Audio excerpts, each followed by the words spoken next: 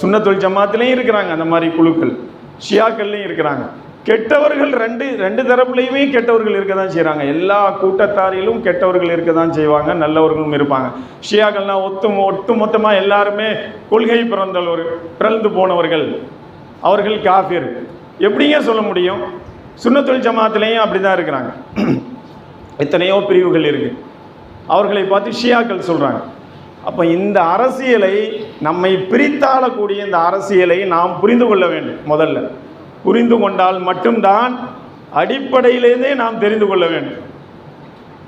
ஷியாக்கள், அதாவது ஷியா பிரிவை சேர்ந்த பெரும் அறிஞர்கள் அறிவிக்கக்கூடிய ஹதீஸுகள் புகாரியில் வருதுங்க.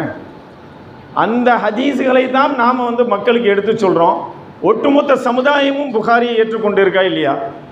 புகாரி ஷரீஃபை குரானுக்கு அடுத்த அந்தஸ்தில் நம்ம வைக்கிறோமா இல்லையா? அப்போ அதில் வரக்கூடிய எத்தனையோ ஹதீஸ்களை ஷியா பிரிவை சேர்ந்த அறிஞர்கள் அறிவிக்கிறாங்க. அப்போ அந்த ஹதீஸ்லாம் தூக்கி போட்டுற முடியுமா? அதனால் நம்ம புரிந்து கொள்ள வேண்டும், ஷியாக்கள் என்றால் அனைவருமே காஃபிர்கள், அனைவருமே வழிகேடர்கள் அப்படிலாம் கிடையாது. கொல்லப்பட்டார்ல ஆயத்துல்லா காமைனி அவர்கள், அவரே வெளிப்படையாக சொன்னாங்க, வெளிப்படையாக ஸ்டேட்மெண்ட்டே கொடுத்தாங்க. என்ன சொன்னார்? ஷியா, அதாவது ஷியாக்களில் ஒரு சில பிரிவுகள் இருக்கிறாங்க, அவங்க ஆயிஷா ரலியல்லாஹு அன்ஹா மீது குற்றச்சாட்டு சுமத்துவாங்க. இந்த மாதிரி யார் குற்றச்சாட்டுகளை சுமத்துகின்றார்களோ அவர்கள் ஷியாவை சேர்ந்தவர்கள் அல்ல அப்படின்னு சொல்லி அவங்களே ஃபத்வா கொடுத்தாங்க. புத்தகங்களே வெளியிட்டிருக்கிறாங்க, அவங்க புத்தகங்களே வெளியிட்டிருக்கிறாங்க, உருதுல இருக்குது அந்த புத்தகங்கள்.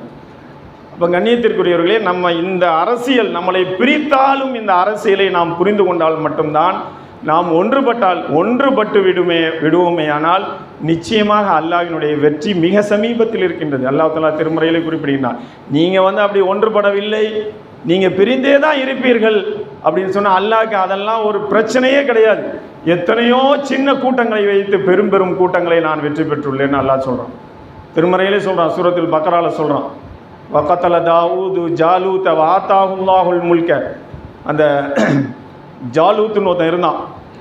இது சின்ன உதாரணம் தான், இந்த மாதிரி நிறைய வரலாற்றில் உதாரணங்கள் இருந்து கொண்டு இருக்குது.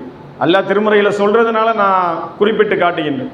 ஜாலூத் இப்போ இருக்கக்கூடிய பாலஸ்தீனத்தினுடைய ஆட்சியாளனாக இருந்தான்.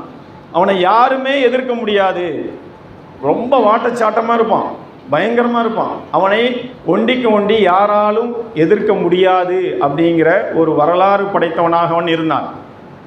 அவனை தாவூத் அலைஹிஸ்ஸலாத்தை வைத்து அல்லாஹ் என்ன பண்ணுறான்? கொல்ல வைக்கிறான். பனி இஸ்ரவேலர்களுக்கு தாவூத் அலைஹிஸ்ஸலாம் அவர்கள்